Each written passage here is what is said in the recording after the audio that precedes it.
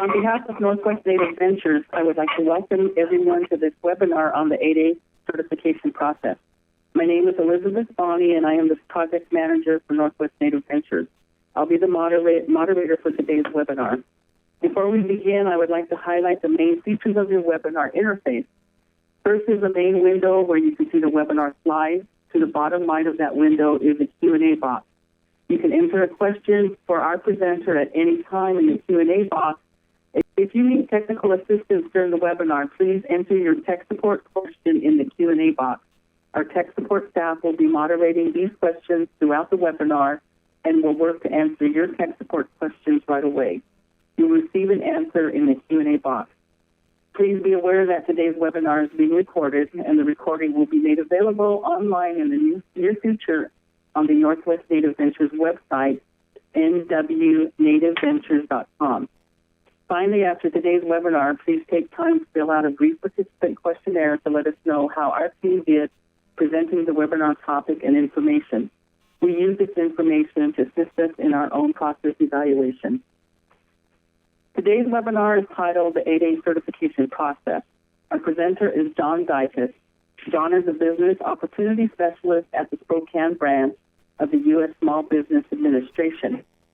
Thank you all for joining us today, and I will now turn it over to John Dicus. Thank you, Liz, and thank you, everybody, for attending today. I appreciate the opportunity to talk about the 8A program.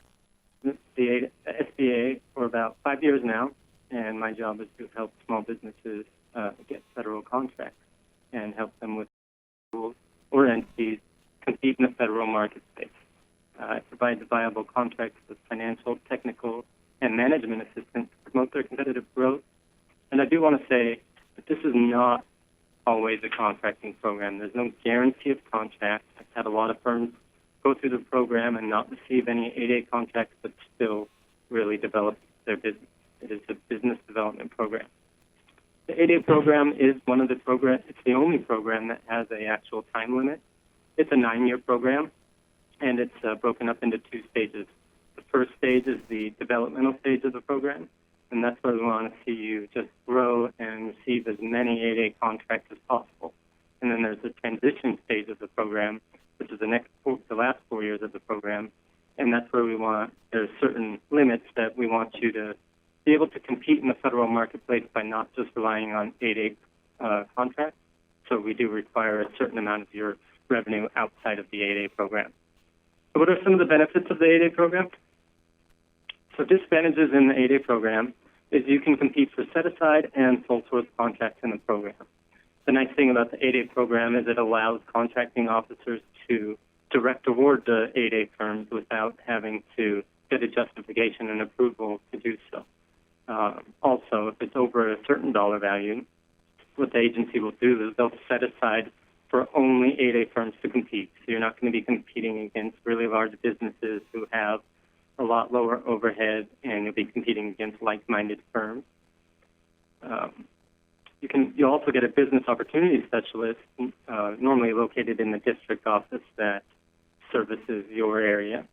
And they'll meet with you every year. They'll talk about new ways to find contracts, new opportunities, how to grow your business, and also help you connect with large businesses and agencies as well. The nice thing also is that you can participate in the Mentor Protege program. And what that allows you to do is you can mentor with normally a large business, and you can joint venture with that mentor. And even if they're a large business, not only will your joint venture be considered small, but if you have your 8A certification, that joint venture will also carry the 8A certification. So it'll allow you to use their resources to help you compete on these small projects with the assistance of a large business. And then another opportunity is the 7J program, which is a management and technical assistance program, where we will hire a contractor to come to your business and train you on business training, counseling, marketing assistance, and high-level executive development. And this is at no cost to our 8A firm. And if you want more information, go to our website, sba.gov, in the Federal Contracting section, Contracting Guide, Types of Contracts. So now we'll talk about how to qualify for the 8A program, the eligibility requirements. So first, you must be small, and you must not previously participate in the 8A program. It is a one-time program, so we always recommend a firm normally has a little bit of federal contracting experience or at least subcontracting experience because it is only 9 years long, and we want you to get as much benefit as possible when you get into the program. One couple barriers to entry that we see when firms come into the program are bonding levels if you're a construction firm or past performance. Those are normally two key requirements for certain contracts. So we want you to be ready when you're in the 8A program so you can immediately start using all of the program's benefits. You also must be at least 51% owned and controlled by economically and socially disadvantaged U.S. citizens, and I'll discuss what determines economic and social disadvantage in a later slide. That economically and socially disadvantaged citizen must manage the day-to-day operations, make long-term decisions, have full control of the firm, and be able to hire, fire, basically do everything on behalf of the firm. This is one of the few programs that there is an actual application process, and we're going to kind of go through that in a little bit. And the reason there is an application process is we do see a lot of fraud in this program. Well, we'll see a company start a shell company and put a socially and economically disadvantaged individual as the head of the company, but they're really not making long-term decisions and they're not managing the company. So this is very important. All of its principles must demonstrate good character and must show potential to perform successfully on contracts. So that's normally called the 2-year rule, so we'd like to see at least 2 years in business. So next I'll get into social disadvantage. Social disadvantages are basically minority-owned businesses. These listed here are what the SBA automatically deems as a social disadvantage, but there is also an opportunity of members of non-designated groups to establish social disadvantage. And the way you do that is you have to explain it, but you establish social disadvantage by, it can be race, ethnic origin, gender, or physical handicap. And all you have to do is during the application explain how one of these factors has caused your firm to basically not develop as quickly as other firms or not grow as quick. Or even I had one firm, he was owned by a guy who was deaf, and he was in the construction industry. And at the pre-bid meetings, he'd have to go to the pre-site walks, and he would not be able to get any of the information during the pre-site walks because they didn't speak sign language, so he couldn't hear what was going on. And he was able to get in the program, and he recently graduated and succeeded very well. Economic disadvantage. There are individuals whose ability to compete in free enterprise is impaired due to diminished capital and credit opportunities. Determining factors are, we look at your adjusted net worth of $250,000 or less, and that does not include the equity that you have in your personal residence. It doesn't include any equity in retirement accounts that are subject to early withdrawal penalties, and it does not include the equity in your firm. And then also average 3-year income of $250,000 or less, and that jumps up to $350,000 once you're admitted into the program. The total market value of all your assets must be less than $4 million, and that jumps up to $6 million if you get admitted into the program to stay eligible. And then we also look at your overall financial condition. So to get certified, as mentioned, you can only be in the 8A program one time. So the first thing that you're going to want to do is get a DUNS number. That's from Duns & Bradstreet. They're a contractor to the federal government to provide a unique identifying number to every single federal contract. To get a DUNS number is free.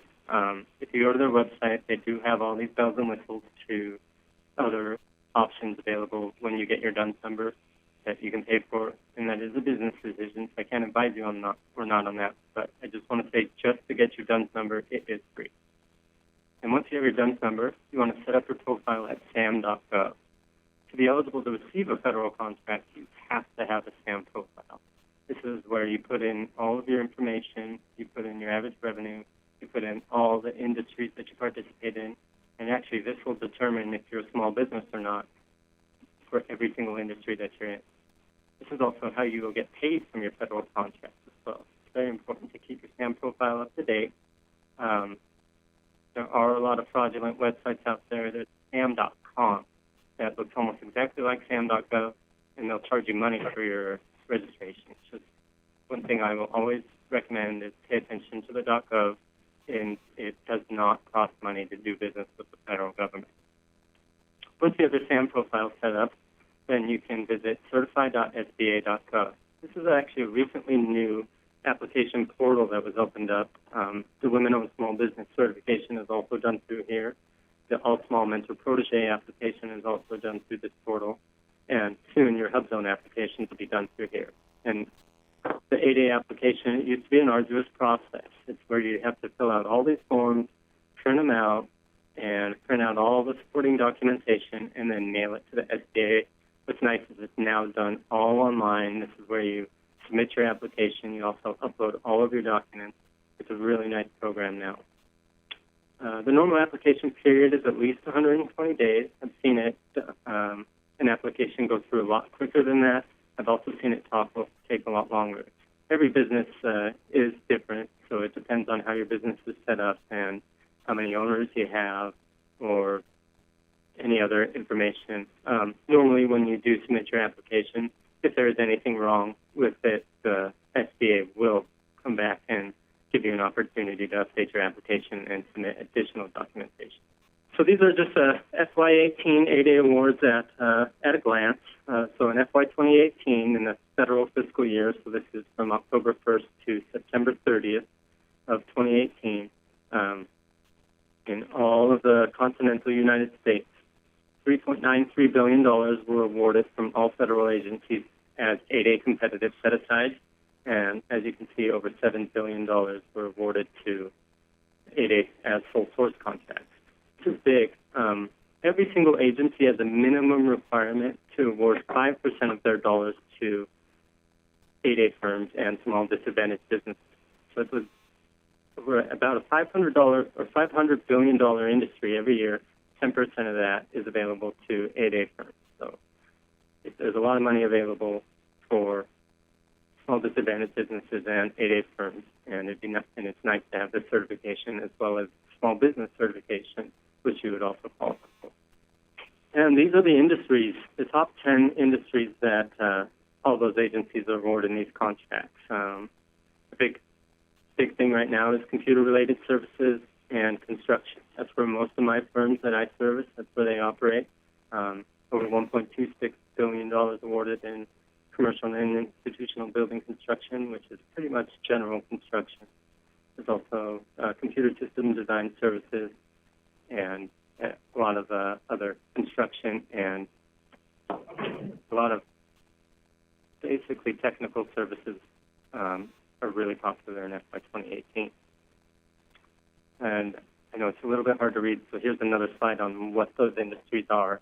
And those are the size standards. So the way we look at we determine if a firm is small is we'll look at that industry. So for 236220, commercial and institutional building construction, for instance, we will look at the last 3 years of your revenue, and if it averages less than $36.5 million, then you're considered small for that industry. And for the computer services, it looks like $27.5 million, and technical services, $15 million. I will say every firm has a primary industry, and what we do is we'll look at what represents the majority of your revenue, but also every firm probably operates in secondary industries. So a good place to look is census.gov/NAICS, and it'll allow you to put in a keyword for what you do, and it'll come up with all of the NAICS codes that you can operate in. I will say that you must have this NAICS code as part of your SAM profile to receive a contract in that NAICS code. So it's very important to have all of the NAICS codes that you operate in as part of your SAM profile. Next, we'll go through the application process. So, as we mentioned earlier, first thing to do is obtain your DUNS number. Again, it is free.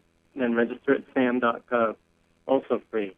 And then you sign up and apply at certify.sba.gov. It's very important that you have your SAM profiles done and it is active before you sign up at Certify, because you're going to want to connect your business with your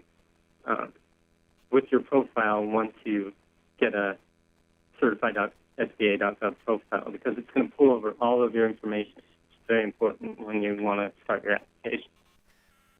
So visit certified.sba.gov and click the Get Started button. It's the orange button. Once you complete the registration process, you'll link your SAM profile to your DUNS number, and then you'll enter the Certify platform. There's also a box in the beginning. At the bottom, it says, "Am I eligible?"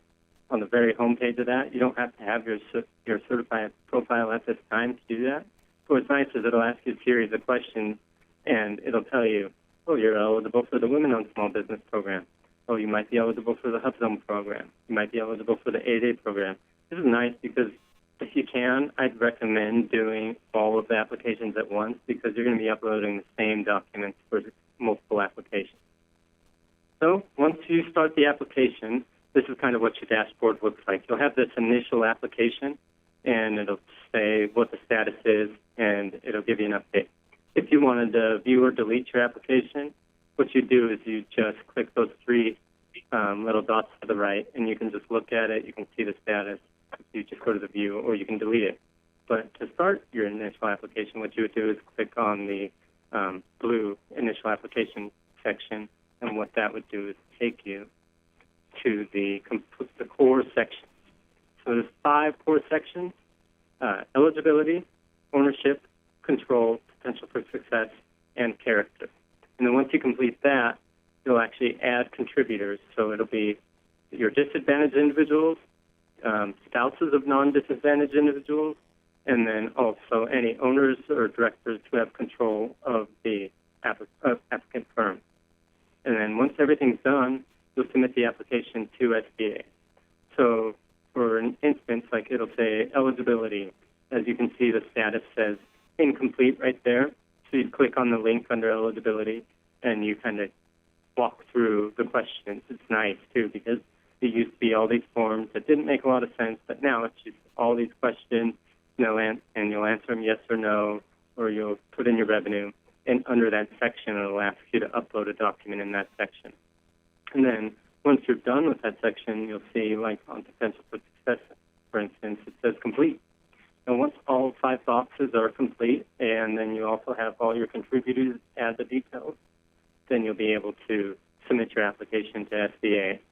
And what's also nice in the application now is they used to send emails or letters back if there's something wrong with your program. Now you'll actually get messages in the Certify application, and you can open the application right from your dashboard, and it'll say in the messages what SBA might need for your application.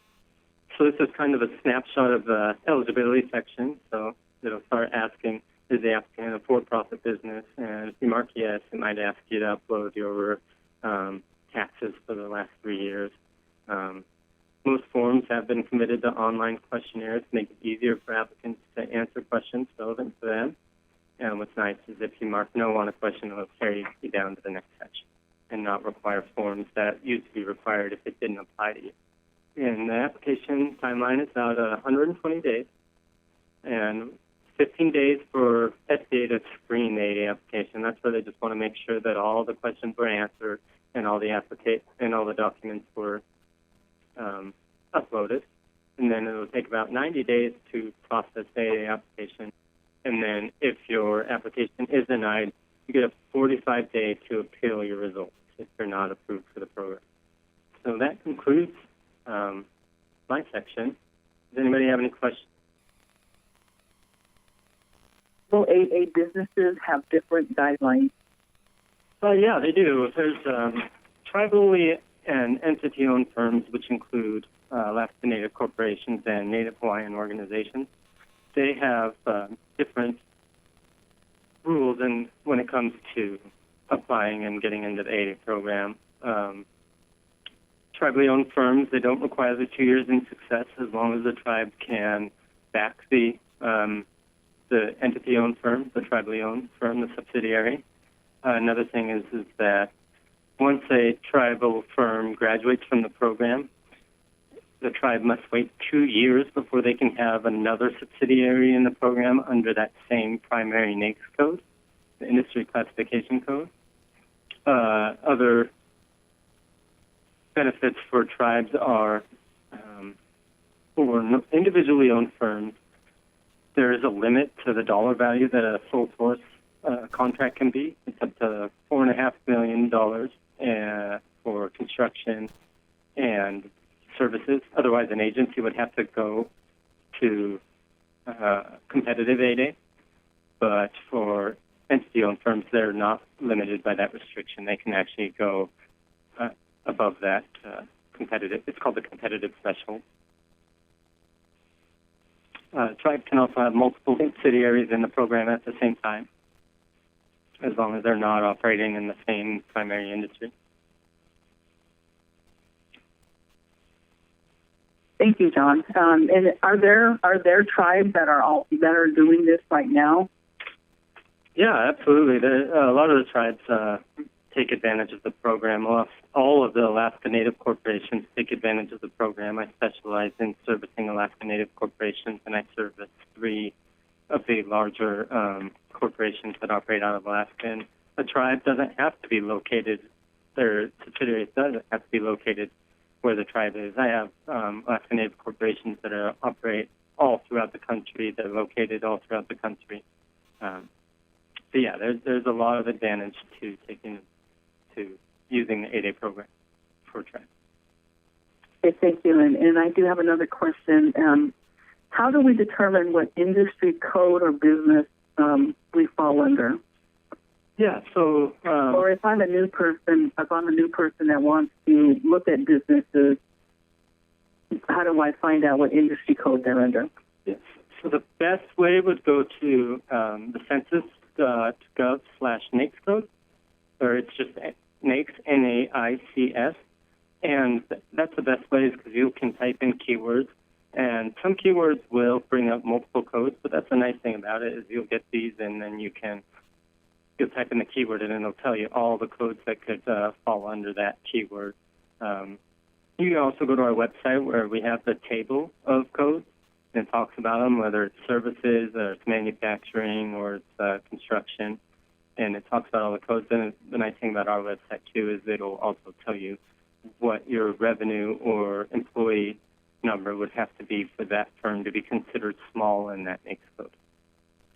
I believe that is it for questions. Is there anybody out there that has any more questions? Otherwise, this is the end of the session, and our next webinar is scheduled for March 6th, which we will be presenting the webinar on government accounting basics and segregation costs for compliance. Thank you, John, for joining us today and sharing information about the 8A certification process. And in closing, remember that today's webinar was recorded, and the audio presentation slides for this webinar and future webinars and podcasts will be available online at Northwest Ventures website, nwnativeventures.com. We would appreciate if you would take a few moments to fill out a brief questionnaire to give us feedback on today's webinar, and this questionnaire should pop up automatically on your screen after the webinar ends. Thank you again for joining today's webinar, and we'll see you on March 6th.